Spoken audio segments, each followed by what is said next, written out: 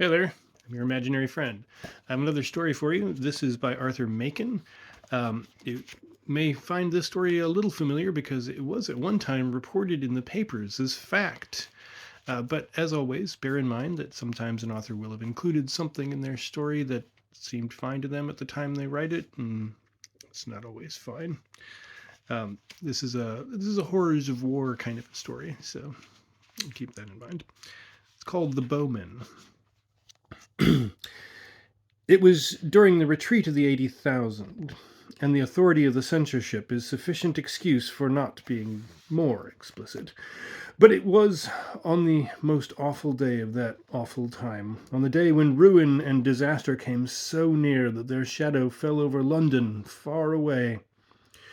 And without any certain news, the hearts of men failed within them and grew faint, as if the agony of the army in the battlefield had entered into their souls. On this dreadful day, then, when 300,000 men in arms, with all their artillery, swelled like a flood against the little English company, there was one point above all other points in our battle line that was for a time in awful danger, not merely of defeat, but of utter annihilation. With the permission of the censorship and of the military expert, this corner may be described as a salient, and if this angle were crushed and broken, then the English force as a whole would be shattered, the Allied left would be turned, and Sedan would inevitably follow. All the morning the German guns had thundered and shrieked against this corner and against the 1,000 or so of men who held it. The men joked at the shells and found funny names for them and had bets about them and greeted them with scraps of music hall songs. But the shells came on and burst and tore good Englishmen limb from limb and tore brother from brother, and as the heat of the day increased, so did the fury of that terrific cannonade. There was no help, it seemed. The English artillery was good, but there was not nearly enough of it. It was being steadily battered into scrap iron. There comes a moment in a storm at sea when people say to one another, it is at its worst, it can blow no harder. And then there is a blast 10 times more fierce than any before it. So it was in these British trenches.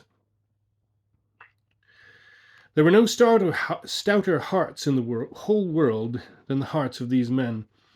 But even they were appalled as this 7 times heated hell of the German cannonade fell upon them and overwhelmed them and destroyed them. And at this very moment, they saw from their trenches that a tremendous host was moving against their lines. 500 of the 1,000 remained, and as far as they could see, the German infantry was pressing on against them, column upon column, a grey world of men, 10,000 of them, as it appeared afterwards. There was no hope at all. They shook hands, some of them. One man improvised a new version of the battle song, Goodbye, Goodbye to Tipperary, ending with, And we shan't get there.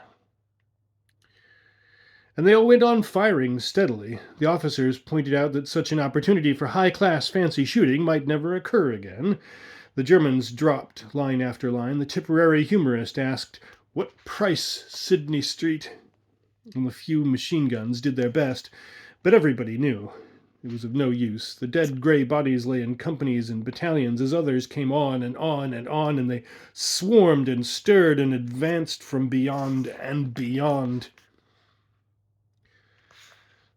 World without end, amen, said one of the British soldiers with some irrelevance as he took aim and fired. And then he remembered. He says he cannot think why or wherefore.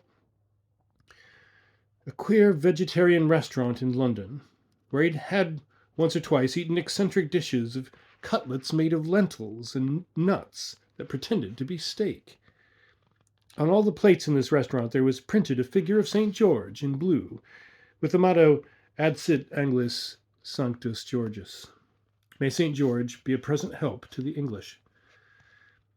The soldier happened to know Latin and other useless things, and now as he fired at his man in the grey advancing mass 300 yards away, He uttered the pious vegetarian motto.